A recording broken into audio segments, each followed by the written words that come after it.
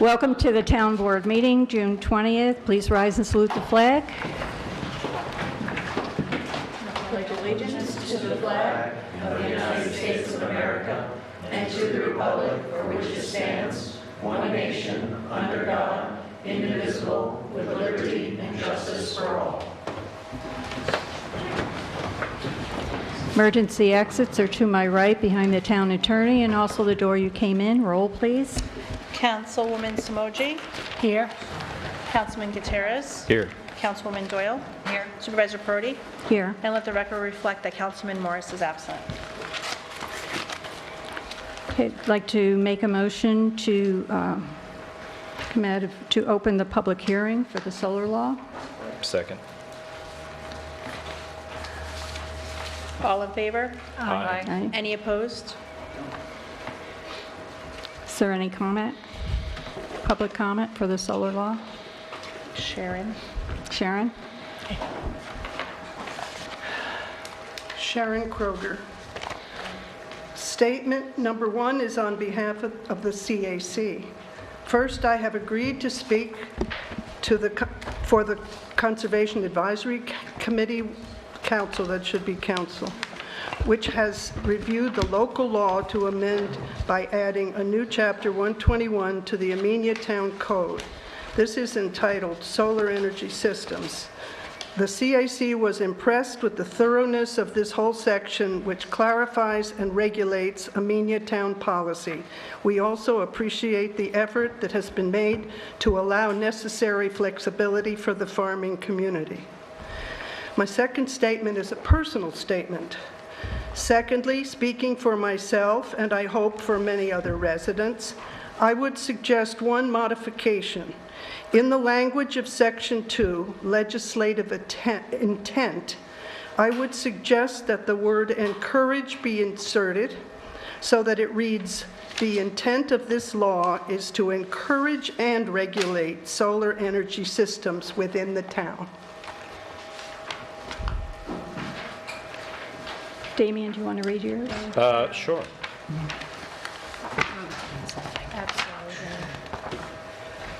Is there other public comment before I?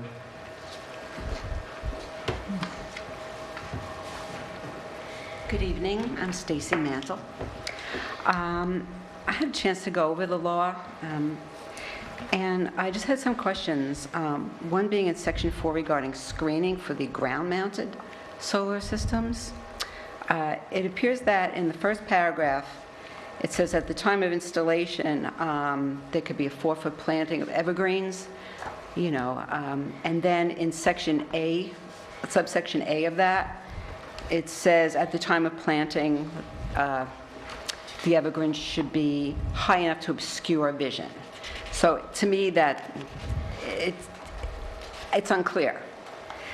Can it be 4 feet then, or must it be higher? Especially if there's, a 12-foot maximum for ground mount. Also, within that, I wanted to know if neighbors can give waivers. Like if you have a neighbor that doesn't care if you have plantings, or if there are trees, sparse trees there already, would a waiver be something that could be added in? I'm very much in favor of this law. I like to see it as least prohibitive as possible to make it easy to install and make it encouraged to be installed. I did, when I bought my house here several months ago, I did have a solar installer come by and work out some parameters, and I asked them about carports, because I have seen carports. You see them in other countries and across the United States. They're not very common. They are pretty much ground-mounted units that act as a carport. So they protect your car from the heat in the summer, the snow in the winter, the rain, etc. It's a carport, but it's solar. So how would that figure into the law? Would it be considered a standalone ground-mounted unit, or would it be a carport? And they're nice because they have double duty. And because there's a setback, I'm not sure, I didn't really write it down, how set back a ground mount should be. Looks like if you have 5 acres, something like that, it's got to be 100 feet back. But in residential areas, they want it on the side and in the backyard. And some areas, they have a driveway to the house. Where would you put the carport? Would you have to swing it around and back? It's just something to consider, because they do kind of look cool. And again, would they have to be screened? If a carport is not generally screened, would it fall under that? I did send a couple of members of the board a website. Didn't have access to any other emails. We show some configurations of carports. Some carports, solar carports, just looks like it's a little, a tiny garage next to a solar that's covering the whole unit, and some of them do not have any garage-type shed attached to it, and they look pretty much like a ground mount that can fit a car or two underneath it. And they're using them in parking lots a lot, because it generates money for the town. It generates electricity and keeps the cars nice. Okay, thank you. Thank you. Thank you. Okay, is there any other public comment for the solar law? I have a couple. Go ahead. If I may. Firstly, thank you, Nina and Leo. I did share these with Nina and Leo, who are the members of the Zoning Review Committee that primarily responsible for drafting this law, and I too am very supportive of it. I think there's been some potential confusion around my votes against the moratorium in the past, and fundamentally that's just because I think the town should do everything in its capability to encourage the adoption of solar. This is partially just a reaction to where we stand with greenhouse gas emissions. The New York State Legislature just passed a state goal to be carbon neutral by 2050, I believe. And I also have a young daughter, and I want to try to do my best to leave the best possible environmental situation for her and her generational peers. Along with my concerns from an environmental standpoint, there are also a lot of federal, state, and county tax benefits available to Amenia residents, New York State residents, that are expiring soon. So there's a federal tax credit of 30% that expires in 2020. More accurately, it decreases from 30% to 28, then to 26, and then it goes away completely. New York State has a $5,000 tax credit. There's also NYSERDA grants that are available based on production, different tiers of production in the state.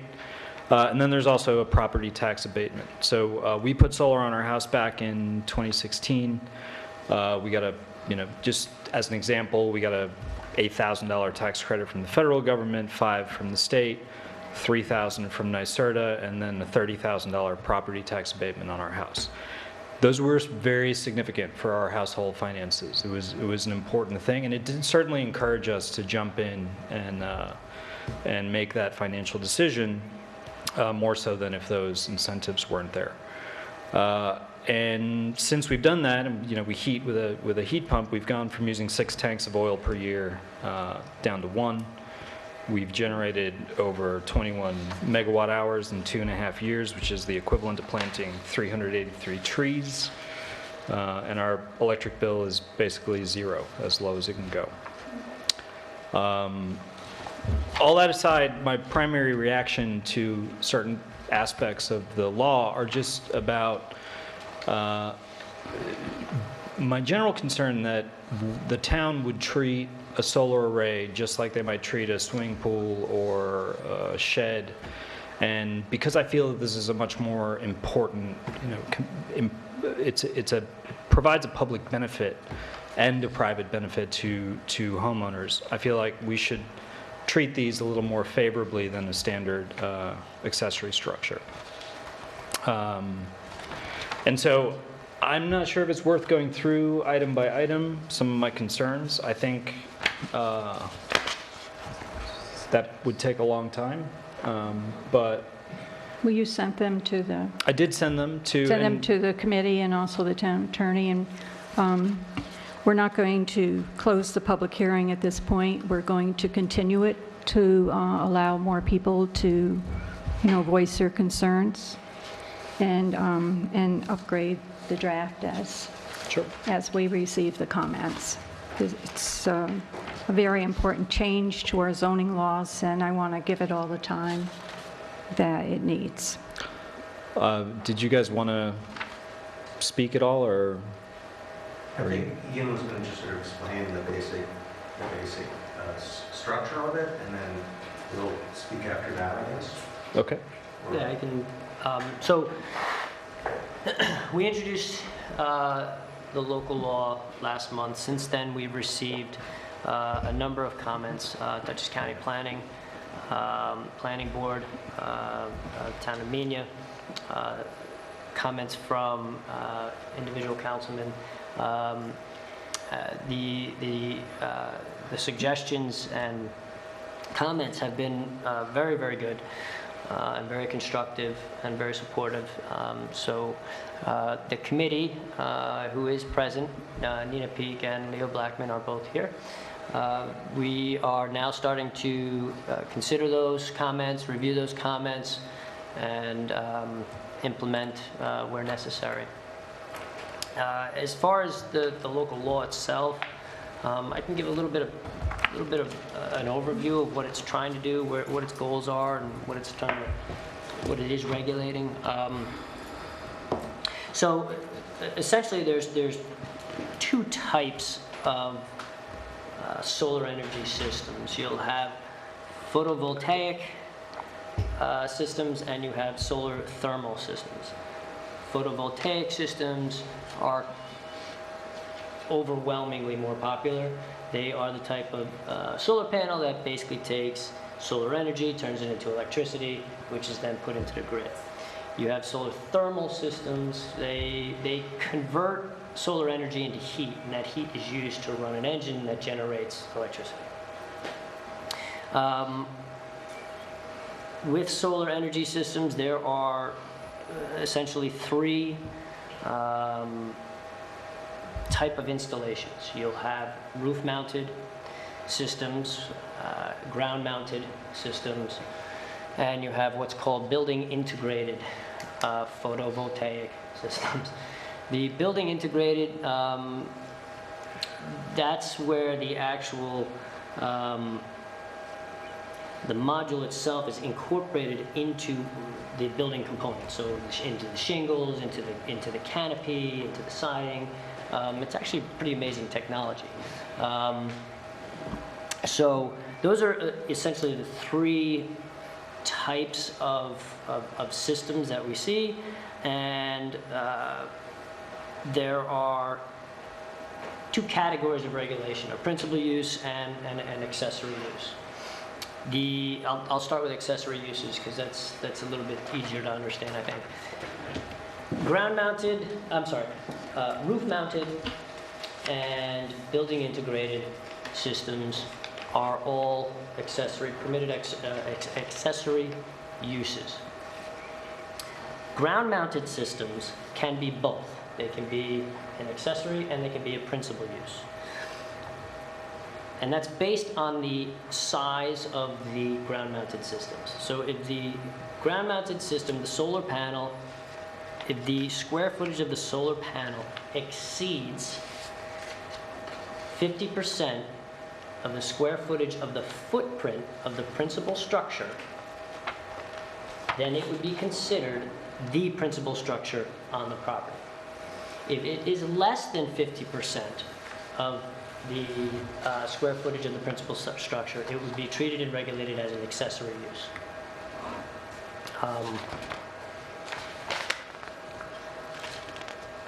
So as far as the laws regulating these areas, building integrated and rooftop systems, they are permitted in residential and non-residential properties upon the issuance of a building permit. Except for the SBO, HBO, HPO, sorry, and the RDO overlay districts. In those districts, they would require site plan review. In addition to a building permit, you would also have to fill out the NYSERDA Unified Solar Permit. It's basically a standardized, state-issued, state-created, standardized solar permit that is designed to simplify the process. I think it does that. It's created for municipalities to adopt and use as a permitting process. Ground-mounted systems as accessory uses would be permitted in, again, on residential and non-residential properties, subject to site plan approval by the planning board in the RA, RR, HM, HR, and SR districts. They're also permitted as an accessory use on residential and non-residential properties, subject to a special permit and site plan review in the MCO and MHO overlay districts. There are some additional requirements and conditions that have to be met as part of that site plan approval process for a ground-mounted system. Some of those requirements would be that ground-mounted systems need to be either on the side or the rear of the principal structure. They would have to meet all the applicable setback requirements for the primary structure in the zoning district in which it is located. If there is a district, if it's in a district that has a minimum lot size of 5 acres, that was the additional setback requirement that was discussed earlier. It's an additional 100-foot setback. Ian, I'm so sorry to interrupt here. Just quickly, you're describing these requirements. Are you describing the requirements as they are in our draft law? Yes. Or are you these are some of them that I kind of picked out of our law items in here. I'm not going through every single one, but I'm just giving a parameter so you get an idea what it's doing. Some Understood. Screening, But buffering. But my question is, these aren't like state level No. laws. This is what our law is trying to Understood. do. This is what we're doing. Yes. Yep. For another example, they can't be taller than 12 feet, and they have to have certain screening and buffering requirements around the solar panels, the ground-mounted solar panels. Ground-mounted systems as a principal use, they're regulated as, we've defined them as solar fields. And a solar field is a primary use. It is permitted as a principal use subject to a special permit and site plan approval by the planning board in the HC, OC, and M districts. Solar fields have, I'd say, quite a few more regulations to them based on the overall size of them. I think one of the main components in our law with regards to a solar field is there is a decommission plan. So once one of these projects is started, they would, as part of their application process, have to complete a decommissioning plan. So they get up and running, and if they run out of money, go bankrupt, stall on their installation, or don't keep up with the time frames that were set by the planning board, then they could be subject to a decommission if it's abandoned. And that would allow then, along with that decommissioning plan, there's a decommissioning fund, so it's funded. They would have to fund the decommissioning of that. It essentially is protecting somebody who starts a project, doesn't finish it, and then the town is stuck with these solar panels halfway installed all over the place. So that aspect of the law, I think, is very beneficial to the town, and I also think that it's a little bit further restriction on a solar field versus just an accessory use ground-mounted system. The other area in the code has to do with agricultural and on-farm operations. So New York State has essentially exempted farmers from a lot of the requirements, basically encouraging farmers to use solar or renewable energy to operate their farms. So as long as the farmer is putting a ground-mounted system or a roof-mounted system on any of the structures on the farm, they would all be considered accessory uses.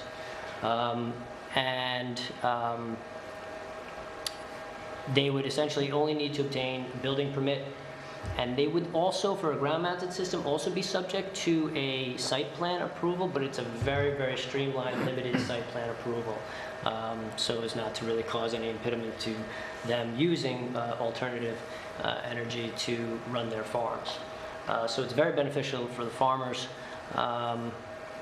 The one limitation I would say on an on-farm operation is if the solar, the only way it's going to happen is really if they do it with solar, ground-mounted solar panels. So if the farmer installs so many solar panels that they are actually producing more than 110% of their average yearly consumption. Only once they cross that threshold of electric production would they then come out of that regulation, and then they would be regulated as a solar field under the law.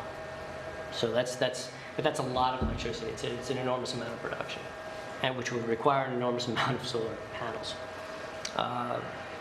And that's it. Those are kind of the areas and kind of the framework on which we're trying to regulate and encourage solar energy. I don't know if Nina or Leo want to add anything. I did want to pose a couple of questions, maybe if you guys want to participate as well. So in general, If they could. if you could join us at the podium. In general, I agree with the way that most of the, what would be considered a commercial use, like a solar farm, or the description of how agricultural use would be permitted. I agree with most of that in the draft law.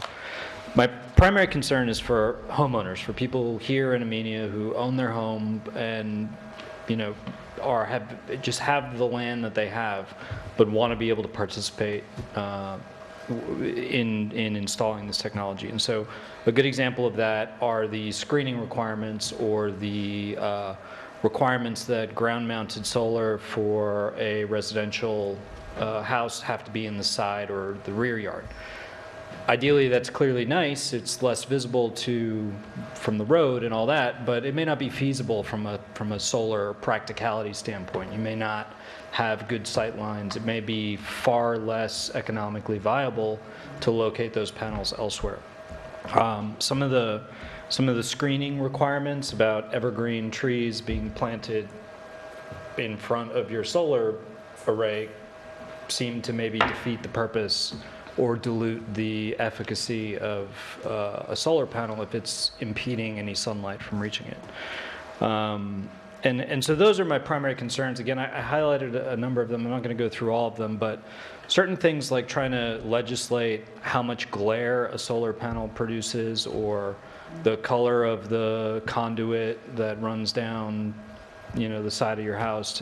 Some of that stuff seems excessively prohibitive, and I'm trying to gauge the benefit of sort of a tidy-looking neighborhood versus a homeowner's right to try and do better for his family, for their family finances. Damien, I mean, I think we all feel very strongly that we should be encouraging solar. I mean, environmentally, it's kind of essential. I think that the way that the ground-mounted systems are treated in a residential use is basically the way we treat sheds. So the setback, I believe, is 10 feet, which is what it would be if someone was building a shed or a swimming pool adjacent to their neighbors. And having been in enough meetings where neighbors have been really pretty upset about their neighbors' changes to their property, I think that we have to figure out what the right point is in terms of protecting the neighbors from the people who are installing a solar system. I mean, I think by and large, you are right that glare is kind of complicated because it changes depending on the time of day. But I do think that's going to be an issue for neighbors. I think the side yard, rear yard thing, I mean, I'm sure that exemptions could be made by the planning board if that's the only way to get enough light.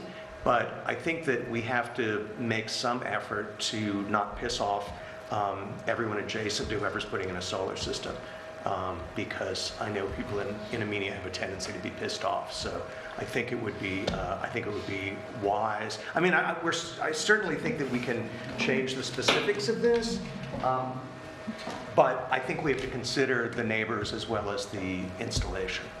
Yeah, absolutely. And with the shed, again, I would wholeheartedly agree with you. I just feel like this is such a critical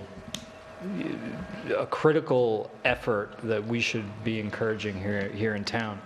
The glare thing specifically, there's maybe 5 or so companies that make solar panels, or vast majority of them are made by 5 or so companies. They don't really come in different flavors like you would get a car or something. And so a lot of times you're getting what you can afford to get, and you're putting it on your roof because that's where your roof is. And if there's a glare issue for an hour because the sun is somewhere, I mean, it just seems like it's a noble effort to try and keep the peace, but at the same time it might be attempting to legislate too much. You want to say something?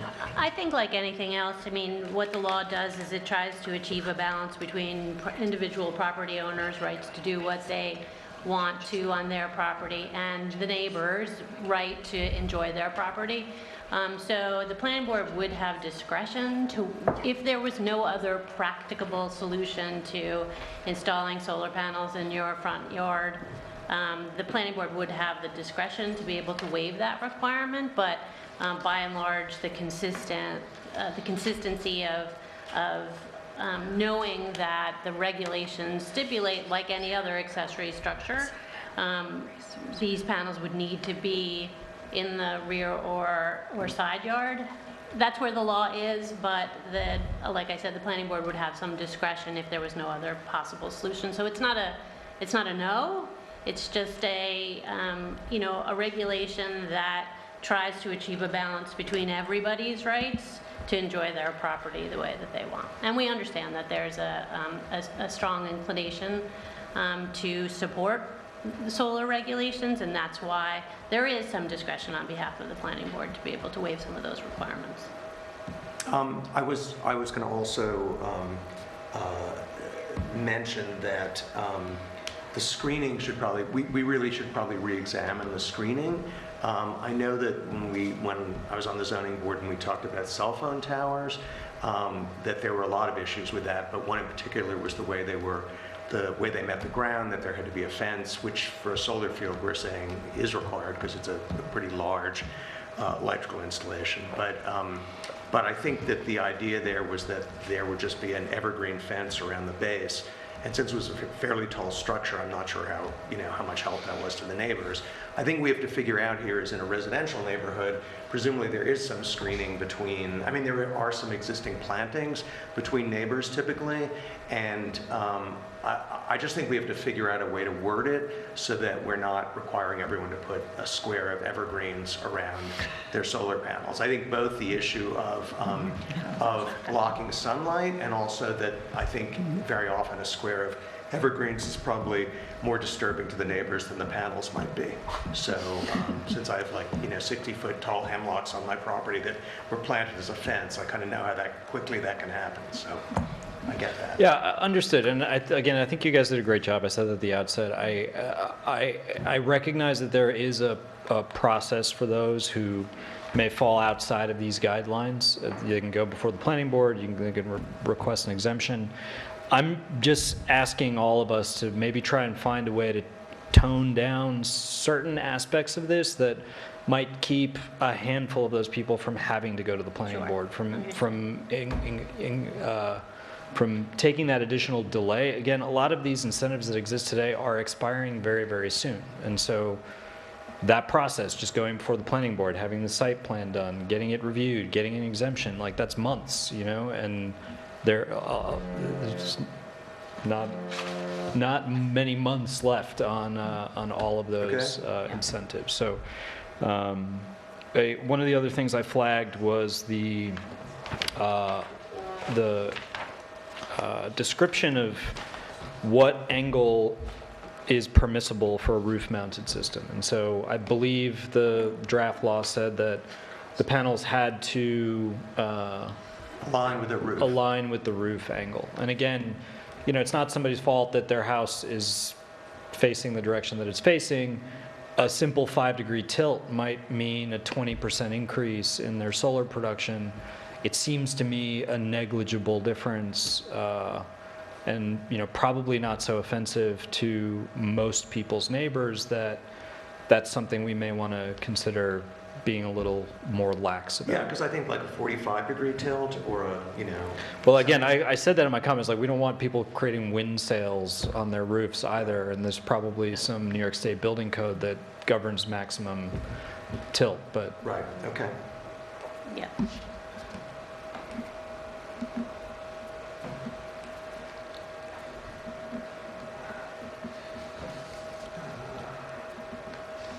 Ian's also flagged that some of my section references in my document may not line up with the, I think because that was the red marked version that then we have a final version of. okay. After Nina and I had a conversation with him about that, so I think there were some changes made after the one you had. We'll figure it out. Okay. And Ian? Yeah, it- I've already gone through and found them, that's how I knew. I was like, wait a minute, none of these. Yeah. But Ian, for future reference, it actually would be good to have dates on these things, because I found it really hard to kind of, Okay. it took me a while to figure Sure, out which sure, preceded absolutely. which. I mean, for the drafts. Yep, yeah.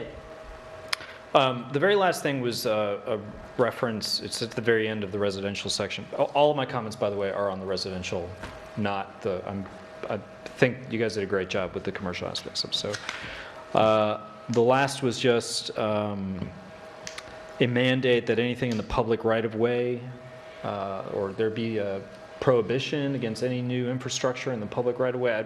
I wasn't sure I fully understood that, but my assumption is that that's really NYSEG's bag, and it's, you know, kind of like a telephone pole. Like, are we really in a position to legislate that, or is that NYSEG and their? We discussed that this week. I mean, Ian, do you remember I that? believe that section is referring to flat roofs, and where the solar panels would be sitting.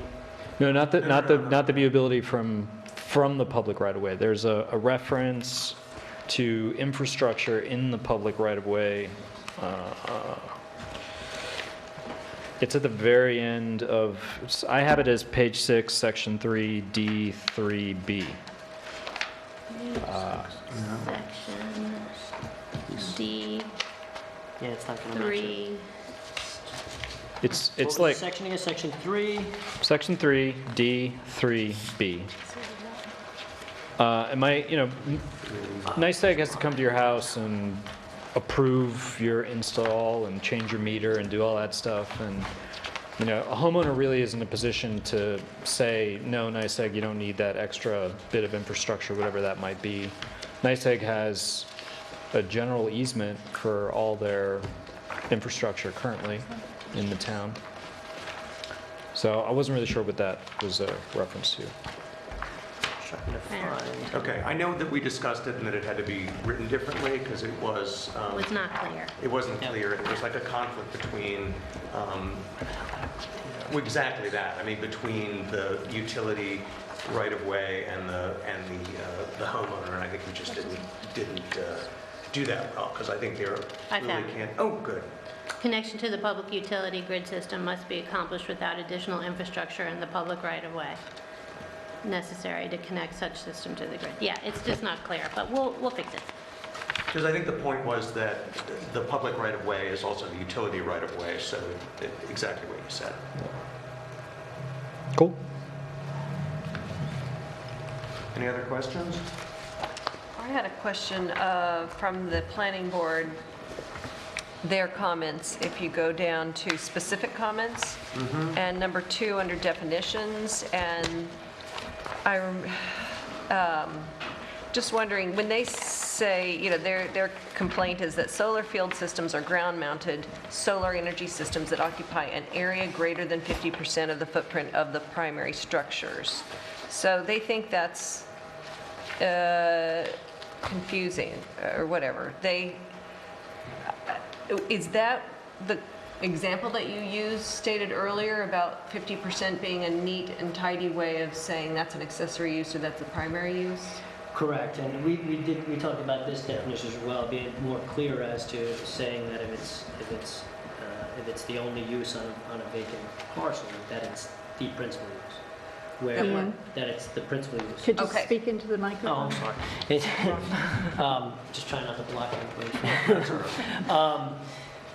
So the definition talked about really defining it as an accessory, not really so much clarifying it as a principal use. So that's where we needed to clarify the point. And that Okay. We'll work on that. I think that their question was, can you just clarify the definition of it? Because what we had created was a situation where if you had a vacant lot, and you put a solar panel or a solar field on that vacant lot, is that the principal or the accessory structure? Well, obviously, it's a principal structure, but we couldn't think of a situation in which you would want to install a solar field on a vacant lot, because who are you generating power for? Right? Right, So and- that's where the clarity, I think that's why they requested this Simple. clarification. Yeah, the idea of putting Yeah. like just a panel on a vacant lot Right. versus creating a field. Yeah. I think the Treating it as other, a field, because that's what it would be. I think the other piece of that is that for agricultural, we're talking about 110% of use on the farm. I think in light of the assumption that there are going to be a lot more residential ones, we thought that actually monitoring that or even determining that was going to be too much for the code enforcement officer. So we felt if it was a percentage of the structure, that it sort of made that easier for the So homeowner to that was, understand. yeah, that was the essential change. I mean, we had a draft, and then we changed that draft based on this definition, because it's a much more enforceable. That's what I thought, and That was the this change. came up at the planning board meeting. For the life of me, I couldn't remember why, but I remember there was a reason why you put that Yep. particular thing in there. So I will direct the planning board members to look at this particular part of the tape so that they can understand. Another question came up from Bobby Boyles, who's the chairman of that board, and he was concerned about referencing state guidelines. He wanted, and Dave Everett agreed. He said, really, rather than referencing it, just put it in there so you don't have to go back and look in two places. So they were concerned about the safety of firefighters and making sure that things were built so that there was an on-off switch or something, a quick safety thing that turns the electricity off so the firefighters can go on quickly. But I'm The reason why we shied away from too many specific Specifics. references is if that's ever changed. Now your law is outdated. So if you reference the provisions, the that's law, no longer. then you kind of you pull yourself away from that. So if you're listing so many specific sections and something changes, now you have to change your law every time, and it becomes, I think, cumbersome going forward. So that was. Oh, I'm sorry. The other example of that was access for firemen on the roof. In other words, you typically don't run the panels all the way to the edge so that firemen have a path to actually get on the roof without having to worry about slipping off the surface of the solar panels. Or if they need to get through the roof to the attic or whatever for access, that there is space on the roof to allow for that. But that's covered in the fire safety code, and we felt if we tried to translate that into some dimensional thing, that we were only going to get ourselves into trouble. So. I see. And I think they also had a good suggestion, which was to refer the law over to both fire department, to the Wassaic and the Amenia, so that those guys could take a really close look at it. So we'll do that. That's a good idea. Some of those issues are actually addressed in the uniform solar permit that's Right. issued. So some of that is discussed in there. So through that permit application, that's where it's brought out a little bit. Okay. And the unified solar permit was specifically designed by the state to encourage solar systems and solar energy for residential use, and it was a streamlined form that every community in the state is supposed to use for for residential installations to kind of keep it as simple as for homeowners as possible. So that's the thing you have to fill out if it's a residential. For a building permit. For a building permit for a residential installation. Just one comment on the vacant lot with a solar panel in the middle of it. It might be helpful for us to think about solar systems that are tied into the grid and those that are off the grid. Because anything that's tied into NYSEG's grid, they mandate that you can't overproduce more than you use, right? They don't want, Sure. the way NYSEG currently works is they allow for net metering. And net metering just means that if it's noon and your house is making a lot of electricity and you're at work and nobody's home and using anything, that electricity goes back into the grid and NYSEG keeps a tab of how much you've fed into the grid. And that just builds up like a little bank account. So like in our house, we produce way more electric over the summer than we use, but over the winter we heat, again with our forced air, our electric heat, and we draw down from that balance. That net metering is a great benefit, again, to encourage. It's going away in some states. There's been talk about making it go away potentially here in New York. Because of fears of excess grid load, NYSEG won't allow, they won't accept, they won't issue a permit to operate tied to their grid if your capacity is in excess of what you, far in excess of what you can use. If you want to exceed it a little bit, they let you say, oh, I'm going to install a new, chest freezer in my basement next year. And they might give you an extra 5% or something, but you have to show historical usage. And that your solar installer will use that to size the system for your house. So that seems like it's a built-in kind of break on too much sprawl. For something that's off the grid, that doesn't apply. For a solar panel that is in the middle of a vacant lot, it would still need to be tied to a meter and then the grid, unless it was off the grid, in which case it was producing electricity for I don't know what. Right. That was our problem. That's the issue. For what? We couldn't Right. figure out how that situation. So you could exist. presumably have a vacant lot adjacent, right, abutting your property, you own it, you could put a solar panel on that and then generate power for your own home. If you didn't have enough space on your lot to do it, you would be allowed to do that. But it would be considered a principal structure on that lot. On that lot, but again, NYSEG would then treat that As your- installation as your That's right. residential installation. That's So right. You brought up a point about, I keep forgetting. You could probably pull that back too, You Ian. brought up a point about the capacity issues.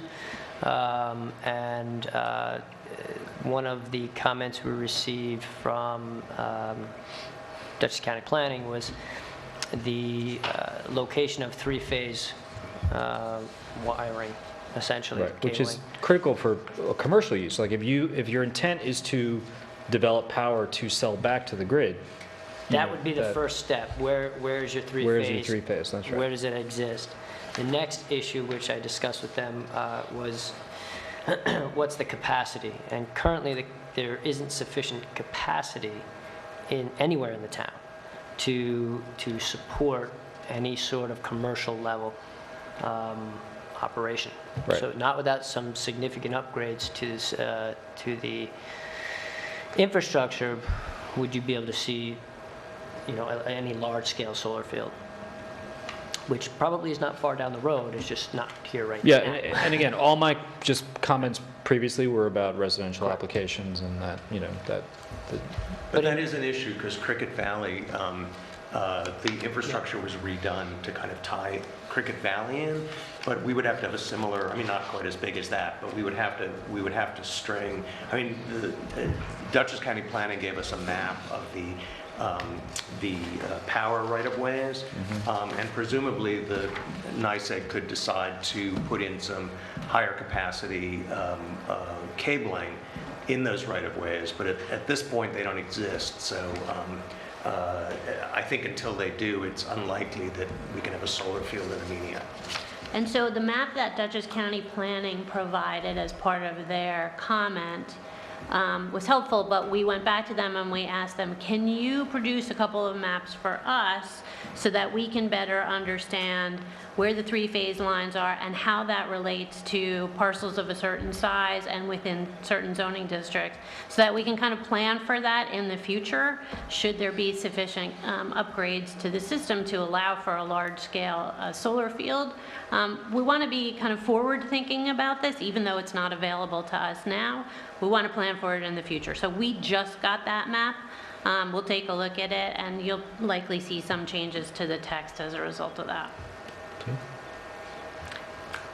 I have a question not related to the solar law, but since you're both here on the revision committee, it occurred to me, having sat through the last planning board meeting, that there are several applications that are now having to go to the ZBA because for clarification of definition of a accessory use in a particular zone and what an accessory use actually is, maximum, minimum, maybe more definition. And then the other question that's, I guess, coming before you is a better definition may be needed for what's allowed for businesses in the RA district. And then another question that came up for me personally was, but it really is the town's issue, is maybe a better description of what happens when an escrow of payments are not being made in a timely way. Because our law just kind of says, well, you know, it's rather vague.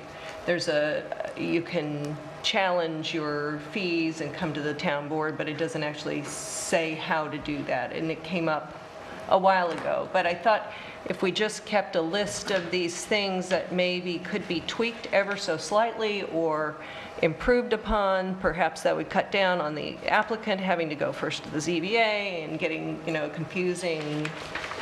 But right now, we need response. to finish the public hearing on the solar law. Does We anyone are else? keeping a running list. We have a running list. I Oh, think you next have up is running lists. wind. Okay. After that is signs. But, obviously, whatever you guys think of, keep a list if you, I know Leo's on the ZBA, so, he keeps tab on kind of the things that are frequently coming to the ZBA. There's a lot of the same kind of applications, same kind of interpretation. Those are the things that we should be taking a look at in the code to clarify them, because we shouldn't be funneling people to the ZBA just for interpretation. So are there any other questions or comments about the solar law? I actually have a question for the board. Not actually the solar law, but the wind law, which was what we were supposed to work on next. Damien, We should probably Let's close. we should close it first. No, we're not. Oh, I'm sorry, we're not closing it, we're just. I'd like to make we're them, adjourned, yes. okay. You're Why adjourned. don't, yes, things are getting Sorry. mixed here. Okay. So I'd like to make a motion to continue the public hearing to July 11th. Second. I can't go to that. I think I can go. All in favor? Aye. Any opposed? Okay, now we're in public comment, and you can go right ahead. Oh, okay, I'm sorry. Thank you, Victoria.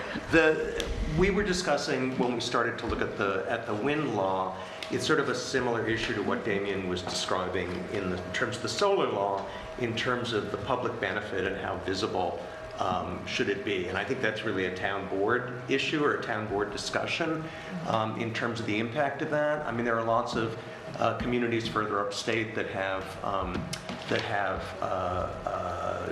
wind, what are they called? Wind turbines, on the peaks of hills surrounding them. And people do or do not have huge objections. Our comprehensive plan didn't anticipate that, and a lot of the comprehensive plan talks about visual issues in the town and the scenic overlay district and such. So if we're going to be serious about wind, I mean, again, it would require more capacity, but if we're going to be serious about wind, the typical wind generating systems are at a kind of industrial scale or a commercial scale.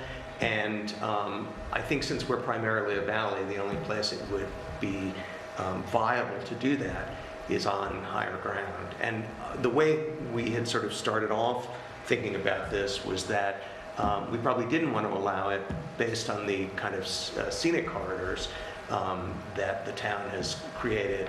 But I just think that the town board should probably talk about that in terms of priorities, because we didn't want to really get started on that until we got a sense of what you all, how you all felt about that, because Well, that's obviously significant. Like the 2-story, enormous wind turbines that are deployed to generate electricity for commercial purposes, for sale back to the grid.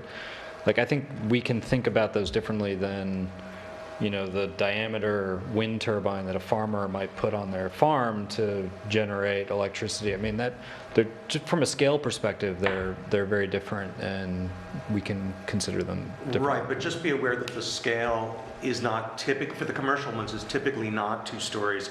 There, I mean, it's 170 feet is what that's Yeah, standard. and like, Well, noise is an issue. And noise is and an noise, issue, and you kill birds, but and- again, I would be less worried about us trying to find a way to accommodate that use than to make sure that a farmer who has who wants to put up a 2-foot diameter wind turbine on their barn is still allowed to do that as, in as low friction a way as possible. The next thing I wanted to actually research as part of the, as we move ahead with the wind thing, is just what kind of up-to-date systems there are that are smaller scale, because the time we started this whole process, there wasn't very much out there, and I imagine there might be some options now, so we'll check that out. Okay. I did some research back in the day. I can share that with you. Good, thank you. Great. Thank you very much. Thank you for all the time and the work you've done on this. We're very, Appreciate very it. appreciate it. Any other public comment? I do regular stuff. Public comment? No public comment? Yes, no, maybe. She's going to start the meeting. More public comment at the end? Yeah. No, the public comment we just had before was for the solar law. Now it's general public comment. Oh, you skip over the supervisor report, it's not further? No, there's public comment right after public hearing. There's 2 public comments in the agenda. So what's the public comment at the end after other matters? Anything. Anything? I'll jump on that. Yeah, I'll let you jump on. I was confused by, Either one you want to speak at, I mean. Good evening, everybody. That was a lot of great information regarding solar power. I didn't expect that tonight, so it's wonderful to see everybody involved in that, and going green is very important. For those of you who don't know me, my name is James Schmidt. I live down in the town of Pauling. I'm also, like you folks, I'm a public servant. I'm the supervisor for the town of Pauling. So I've been a Dutchess County resident since 1986, and a Pauling resident since then as well. But I work very hard every single day to make Pauling a better place, and I work with all my neighboring towns to make Dutchess County the greatest place that we can all go to. As you know, Dutchess County is it's a large spot, right? 900 square miles roughly, but we're a divided county east and west due to our Route 22 corridor. Everyone basically on the western side of the county seems to stay over there, and the eastern side of the county stays over here, and I'm actually fine with that. I love the eastern side of the county. It's much more beautiful, and it has greater folks as far as I'm concerned. But coming with that, when I got involved with public service, my main concern was ultimately helping my town at first, and as I've been involved, and I'm running into my second election now, I've realized that helping my town really is helping my county and working with my neighboring towns, and I spend a lot of time with Supervisor French in the town of Dover. She does a great job, and I also have had the pleasure of meeting Victoria several times, but I've never met the rest of you folks, so good evening, nice to meet you. You're doing a great job up here in the town of Amenia. I love it here. I've had the privilege of doing a lot of projects here. I'm a contractor by trade full-time. I cover Columbia County all the way to Long Island. And I do a lot of large-scale equestrian projects, high-end residential, and stuff of that nature. One of the things I've got to know is working together as a group, and Linda French and I have really had some in-depth conversations recently, because for all of us growing our small towns, Pauling's a small town, Amenia's a small town, Dover is slightly larger than us, but it's also a small town feel, is really us working together every day for the same common goal. this 29-mile stretch of Route 22 from Amenia to Pauling is best served if Pauling, Amenia, and Dover work together every single day.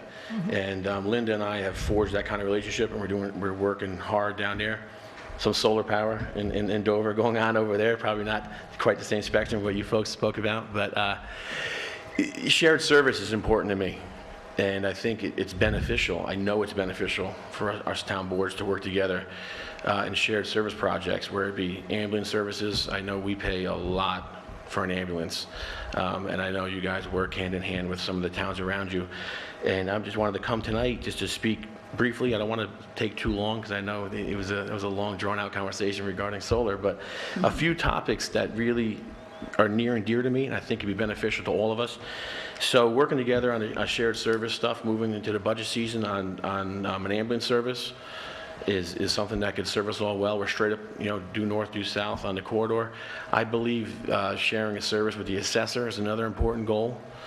For us, we're all nearby. We're small communities. I'm not sure how many parcels you have. We have roughly 2,600 homes or businesses in Pauling, so we're a small group. Right now, we're sharing with towns south of us in Putnam County, and I would like to see, I'd really like Dutchess County to focus on Dutchess County. I'd like to see Pauling, Dover, and Amenia work together for common interests and common goals. As far as supporting projects in Amenia, I would like to see Amenia support projects in Pauling, because Pauling benefits from what goes on here, and Amenia benefits from what goes on in Pauling, and Dover's the lucky one. They benefit from what goes on all around them. They reap the benefits of Pauling and Amenia working hard. What I'm trying to say is I'm 100% supportive of Amenia. I've worked on some large-scale stuff here. You guys are, as far as I'm concerned, one of the luckiest towns around. You have this amazing Silo Ridge project going on. I think every town in New York State would welcome that with open arms right now. It's an amazing group of folks who invest in your community and are involved in everything going on, from charities to town work to school work to bring in good clientele to your community and establishing better business. And it served us well in my town. We have similar type of residents, not maybe developed in the way that Silo Ridge is, but we have a spread out, Quaker Hill community and parts of Harmony Road with large homes, large spread out estates, and they served our community well. Our village is flourishing right now. We have multiple 4.5-story buildings going up, things that 4 or 5 years ago you would have never thought you'd see, elevator buildings in Pauling. Well, we have $1,800 a month for 1-bedrooms and a waiting list, and more 4.5-story buildings coming. And that's because of the people that we've brought in around it, and we've focused on small groups, and it's really served well. And I meet people in my town now. I stay involved every single day, and I meet people in my town who talk about Amenia and projects up here, and vice versa. And the reason I say that is because when I speak to Linda about it, she's dying for a great project like that in her community. So the way I feel we could all work together on this corridor is extremely important. It's extremely important to have an open line of communication. It's important to support each other. It's important to be pro-development. Controlled development, though. We don't want anything crazy, but we want controlled, proactive development in this part of Dutchess County. We went stagnant for a long, long, long time. Like I said, I was here when I was 6 years old. I can remember seeing broken down buildings in the village of Pauling, some of which I've torn down recently, my demolition company. And I feel great doing it, because I'm like, you know what, this is something that I've seen empty for 25, 30 years. And we recently took down a building that was empty for 35 years. For some of you that are familiar with the Riley's Garage in the village of Pauling. And 35 years empty and decrepit. And now you go there, there's 14 beautiful 1-bedroom apartments, there's an insurance office, there's an incredible toy store, there's an elevator building, and it's the face of our village, because we were pro-development, and we embraced it. And that developer has since now moved to Pauling and built a large home and supports our Chamber of Commerce. We've established a Village Merchant Group, and it's basically a collection of all the businesses within our village of Pauling working together outside of the Chamber of Commerce so that they have their small focus group. Ultimately, we work as a goal, though. We work as a group, right? They serve the Chamber of Commerce serves the town, and then the town wins. We want to take all our great energy, and you guys have a lot of great energy going on up here, and we want to try and work with Amenia and pull Dover along the way, because there's some nice people there also, but we're going to bring them in. But there's just some great things going on, and I just felt that I wanted to come here tonight, introduce myself, speak about the future. I think the future is extremely bright for the eastern side of Dutchess County. When people talk about Dutchess County elsewhere, they're not really talking about the western side too much. That's like population density. Where everyone wants to be here. They want to be in Amenia. They want to be in Paulding. They want to be in Dover. We have the greatest views. We have the great ride up 22 coming in here, and there's a lot to offer. I know your downtown here is ready to explode with great development, and I just wanted to, talk briefly about what we've done in Paulding in the past. Another, great option is we have 5 private helipads in the town of Paulding, which would sound aggressive at first. Look at you roll your eyes like, wow, 5 private helipads. Every one of those helipads, though, are privately owned, are available to us in the state of an emergency, if a serious thing was to happen. When they first started coming to Paulding, we had opposition. We had folks saying, oh my God, I don't want a helipad in my yard. I'm like, well, some people have large tracts of land, and the way that's served us, though, now is, they don't use them all the time, but guess what? We've had to utilize them for certain situations, and they are available to us. Maybe it's something that Amenia should consider, is finding a spot to get if you can get one of these folks to pony up the dough, to put in their own helipad. And We have one. We have one. Yeah, and it's when an emergency arrives, though, it's great to have that spot that's dedicated for evacuation, whatever it may be. But it's just those things that we've worked on, and we'd like to see Amenia work on them, and we'd like to work with you. And some of these hurdles we've already jumped over. Like I say, we're the southernmost part of Dutchess County, so we hit some of these hurdles a little earlier. But we expect a few along the way. And we're open to conversation and working and sharing services with Amenia and Dover. And I think as a group here, this 22 corridor, this little 29, 30-mile stretch can really do some stuff to show folks that this is the area to be, and there's some great potential here. And thank you for your time tonight. Thank you for your solar presentation. It was amazing. And looking forward to hearing from you folks all soon. Thank you. Okay, thank you. Is there any other public comment? Okay, supervisors report.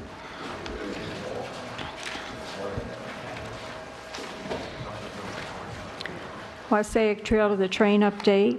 The town attorney is reviewing a Colarusso contract with additional information from WSP. Highway permit is being renewed, and the contractor is working with Metro North to meet new insurance requirements. Town of Amenia Highway Garage update, working with the procurement specialist on wording for the RFP. Noise law update under review by town board to provide recommendations for changes to the draft. Dutchess County Procurement Shared Services, RFPs for engineering services for CDBG sidewalk and highway garage being finalized. Regional ambulance grant, towns of Northeast, Amenia Dover, sent NDP proposal to individual town attorneys for review. Meeting will be scheduled when all reviews are complete. Grant update, reviewing the CFA application to see what information is required for a Main Street grant in addition to a Parks and Recreation grant for Wassaic Park. Town clerk report. Good evening. The minutes of June 6th were circulated prior to the meeting. Has everybody had the opportunity to review those?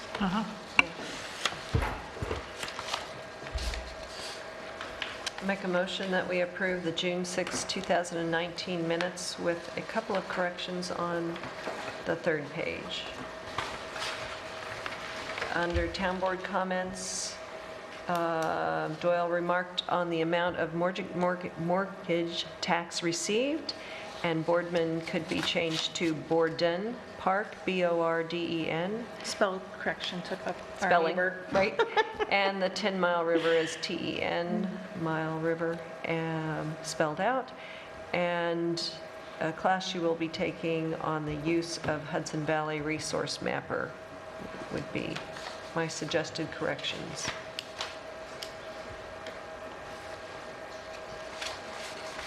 Second. Thank you, Michelle. Councilwoman Smoji? Yes. Councilman Gutierrez? Yes. Councilwoman Doyle? Yes. And Supervisor Perotti? Yes. I'd like to update the board that today I went out to the Commissioner of Finance office, and our taxes have been finalized. I've turned over the books. We're all set and we're good to go. So Bravo. Good job. thanks. So I'd just like to give one last friendly reminder until December. Anyone that still had parcel taxes here for their property taxes, at this time, you're currently at a 5% penalty, and you would pay the Commissioner of Finance directly at 22 Market Street on the 3rd floor. If not, you'll be hearing from me in December when I tell you our 2020 taxes will be mailed. Can't even believe it's 6 months away. This evening, I'm presenting the vouchers that have been reviewed. The abstract was circulated prior to the meeting, and hard copies were circulated as the meeting started. Tonight, I'm presenting General Fund A in the amount of $89,479.28. Highway Fund, $20,131.36. Amenia Lighting, $1,232.78.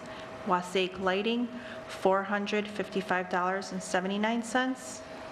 Amenia Water, $10,943.49, and the band in the amount of $80,473.50, for a total of this month's bills,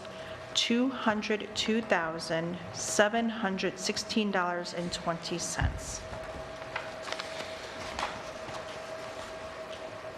And I'm looking for authorization for the supervisor to pay those claims. I just have one quick question, and this is my fault for not digging into the actual receipts, but if anybody does recall, there's a roughly $11,000 charge here it's on page 3 from Northwest Lawn for an abandoned house cleanup.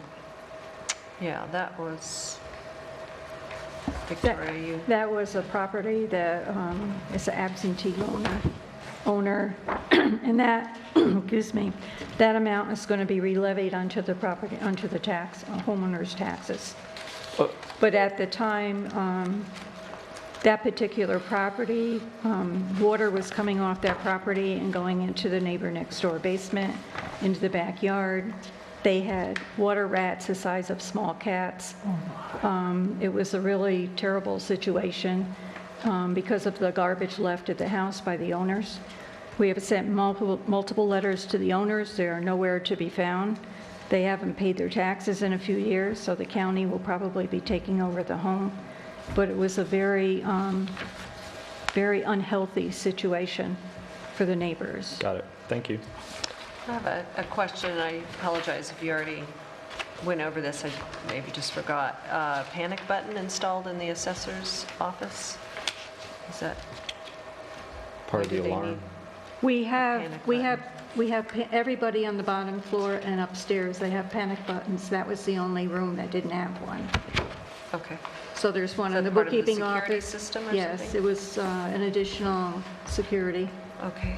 Um, Didn't know if there was an incident that we Well, there was, and it was emailed to you by someone who came in vaguely there, remember. Okay?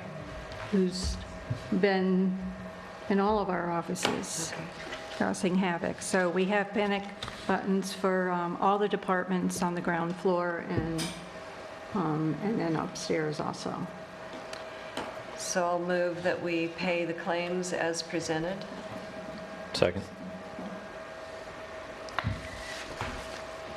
Councilwoman Simoji? Yes. Councilman Gutierrez? Yes. Councilwoman Doyle? Yes. And Supervisor Prodi? Yes. Thank you. With summer right around the corner, we've announced that summer camp is starting. Summer camp will be here at the Town Hall, July 1st through August 9th.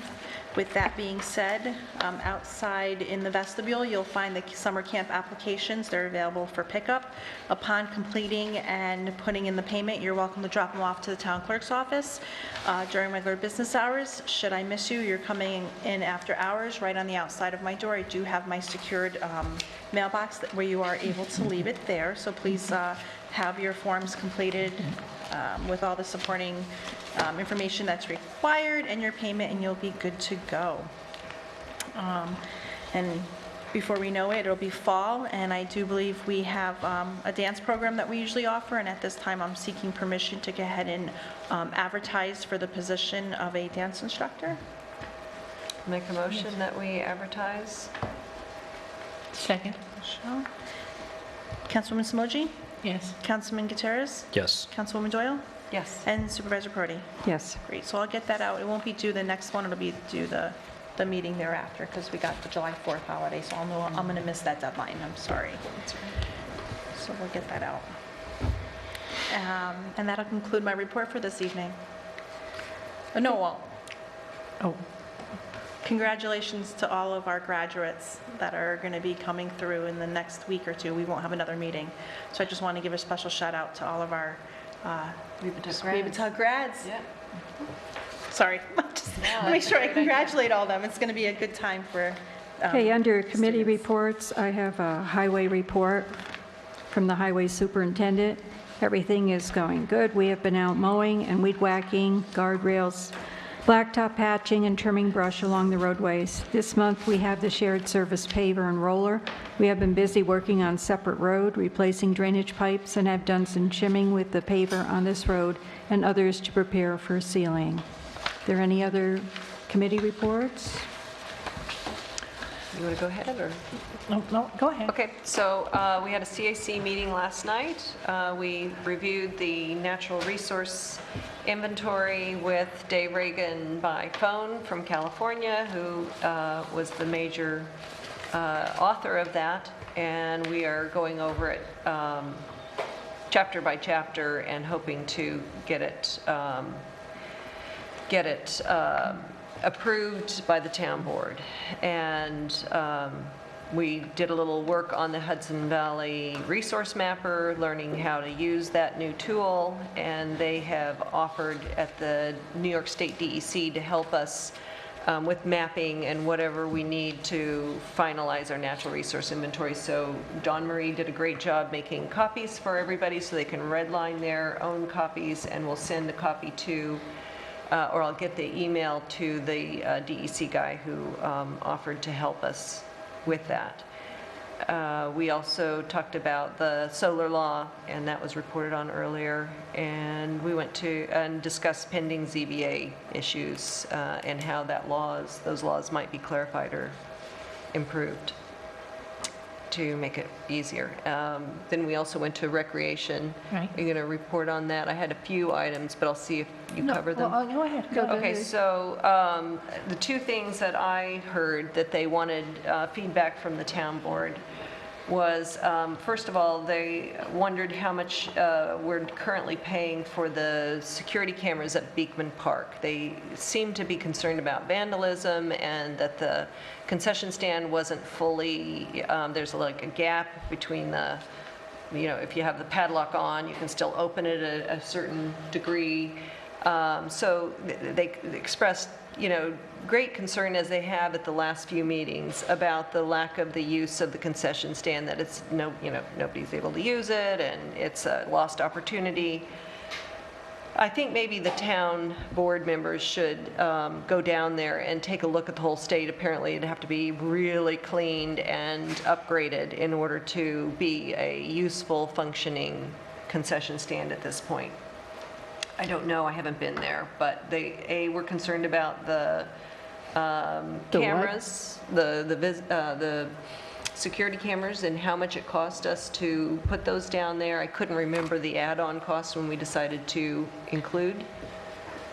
No, but they've helped with the vandalism. We've actually had someone arrested and sent to jail. Yeah, I did think that they were useful in helping cut down the graffiti and the weird things, tipping over things and, destroying things. Well, what happened was when the firemen had their tournament down there, their tables were turned over and, the things they were setting up to have their tournament. Mm-hmm. And the person actually took the camera down because they didn't have the cages around them that they have now, which gave us a wonderful picture of them that we immediately gave to the sheriff. And and that person was arrested and sent to jail. But I think they're needed there. Yeah, I think so And too. I don't know, what is their concern? Do they? Their concern might be that there isn't, they're not maybe placed in all the strategic places Well, I can that they have, money? A&R Security is going to be here tomorrow, Ah, and I can have them go down there and Just take a see look. and go down and take a look.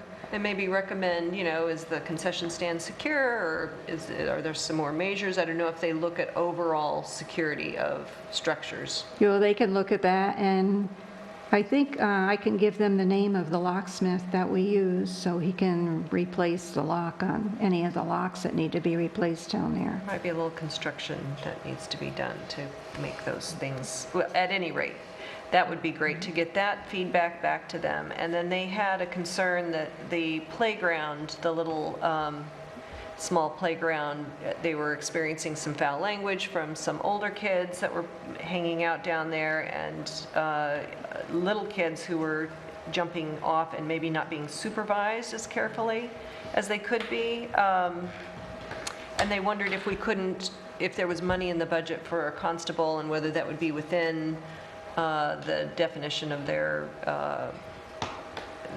job To go down description. how To go often? down every now and then, just to spot check at Yeah. certain times. If there is a pattern that they can see, it's a Saturday. Well, they're going to at have to 3 let o'clock. us, Right. give us more information. That's what I thought too. Is We that- need to have time days, But I think the first thing they wanted to know is whether or not a constable would be available to do that kind of spot checking every now and then. I can check with the chief constable and discuss it with him. Okay.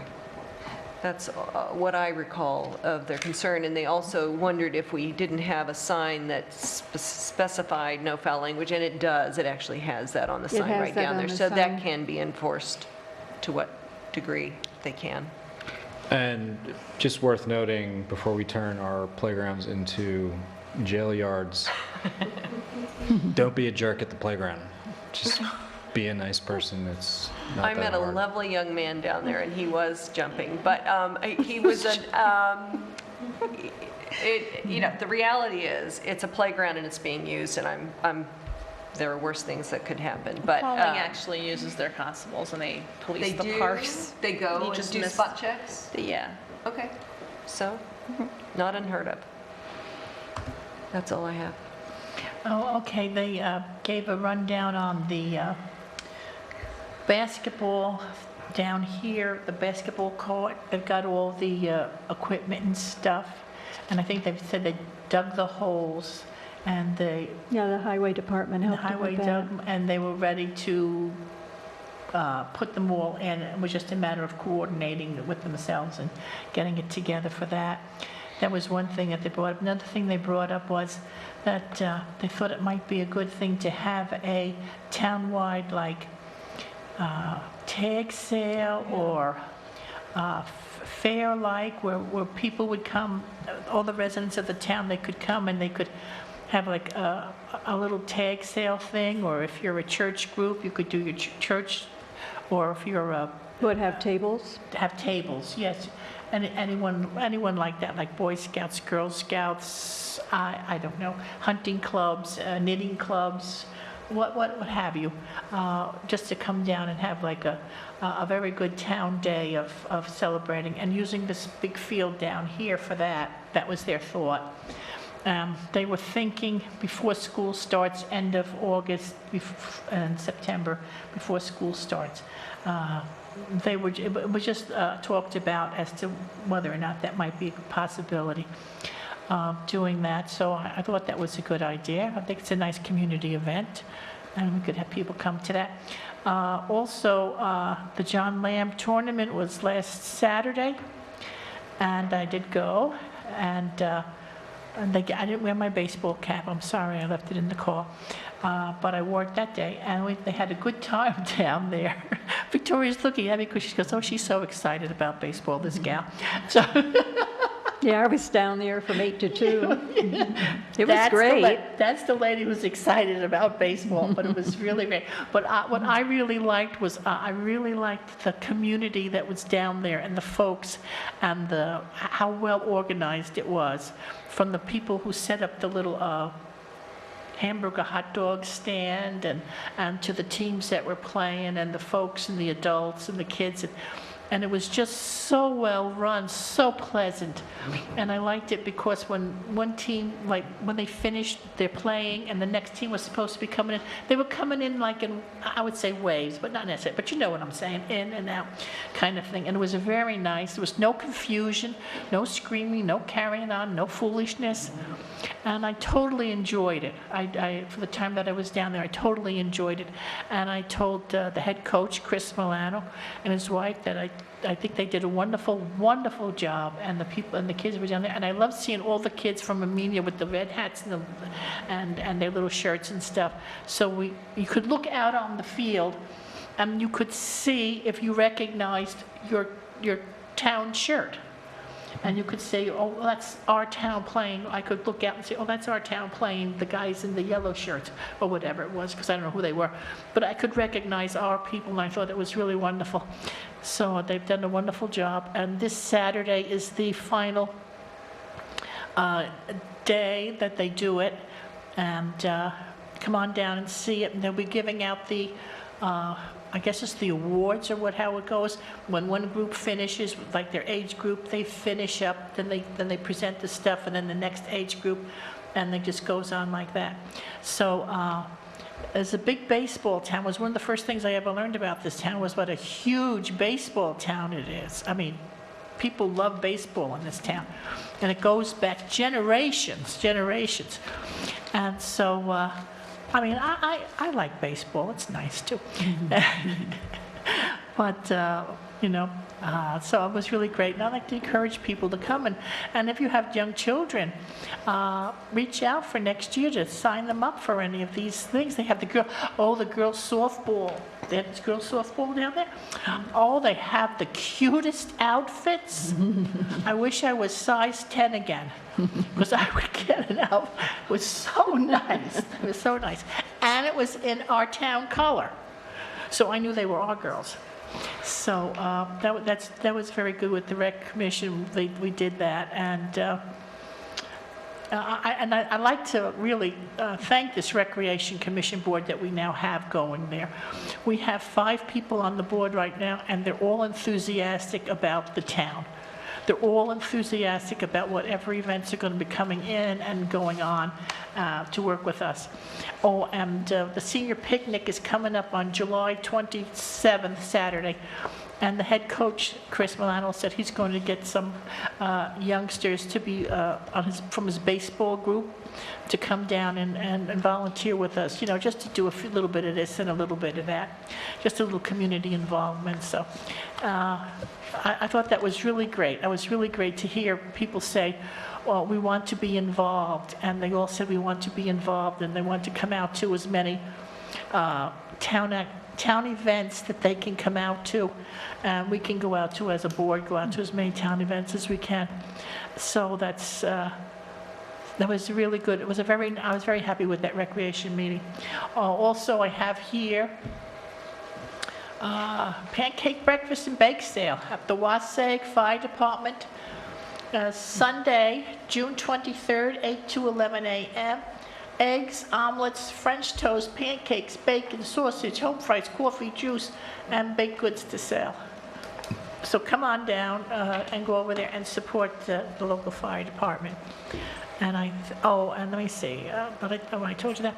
Oh, I have people already signing up for the recreation, forget that, the Lake George trip. So if you're interested, there's going to be plenty of room, but just start getting those checks in. I'm getting them in now, so we don't want you to miss out on anything. And we definitely don't want you to miss out on the picnic on Saturday, July 27th. It's a free picnic for Amenia seniors. It's going to be at the Wasaig Firehouse.